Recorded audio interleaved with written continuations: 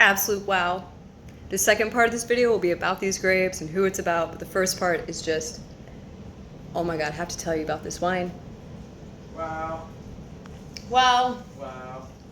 It is silky, vivacious. There's mandarins and kumquats if they turned into like a jelly in terms of viscosity. Just very full,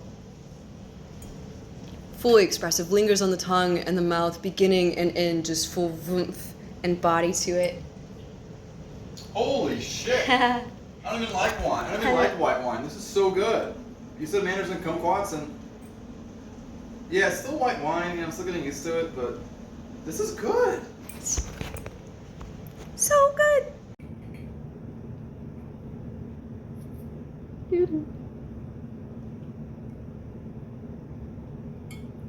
From the Carfagna family in Italy, and this guy is wonderful. If you go to the Louis Dresner website, he's got an interview with him, several interviews with him, where he's on the farm, and he has that whole, like, talking about something.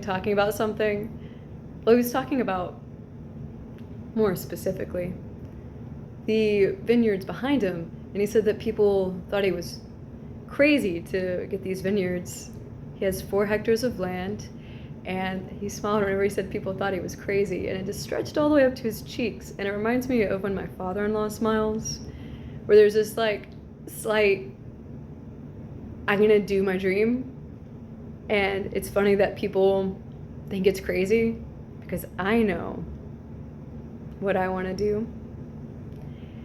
And he said that it was considered slightly crazy at the time, maybe fully crazy, because these 4 hectares of vines had gone into disrepair. He said they were very thin, and that it kept growing, that people kept abandoning their vineyards, and he would go over there and adopt these vineyards and grow wine with it in a place that I wish was an English word and was Giglio, but it's not. It's Giglio. Still beautiful, but Giglio is a really fun word. And this one had Trebbiano, I think Malvasia, and I forgot the other one. On the website for Louis Dresner, it talks about the different grapes that he grows, and then it says, and many other weird names that you wouldn't know.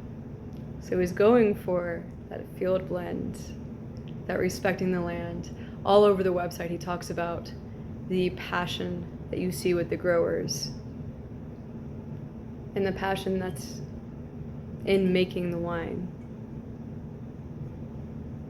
Saying that, because a lot of wines will say when to drink it or where to drink it, and his says, drink whenever you feel like.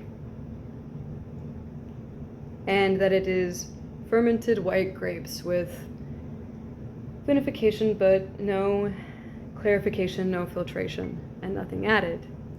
There's something beautiful in the spirit of this wine, and the spirit of the maker, that is of the land but still very playful about it. Very full-bodied in the mouth. It goes into that in the website. It's that jelly texture I was referring to before, where it just fully fills your mouth. And it's not like it's an overly sweet jelly. It's quite difficult to describe, because I've had jellies from Europe that were like tangerine jellies or like marmalade flavor, where, yeah, it's like the marmalade, but deeply jelly fill your mouth sensation. And there's quite a bit of, not necessarily tannin, but beautiful grip to it that's just fully encompassing. And while kumquat marmalade was the main, it was very silky, like that river feeling, that there is depth and liquidy stretching to the flavors. When I tried it again a while later, there was almost a hint of sage, almost a hint of like green herbs and flowers still just floating around in the background of it. Absolutely beautiful, imported by Louis Dresner, 2022. And both regions it was from, Giglio, and both areas that it said these grapes came from were off the coast of Italy, where you get that sea breeze near the coast sensation.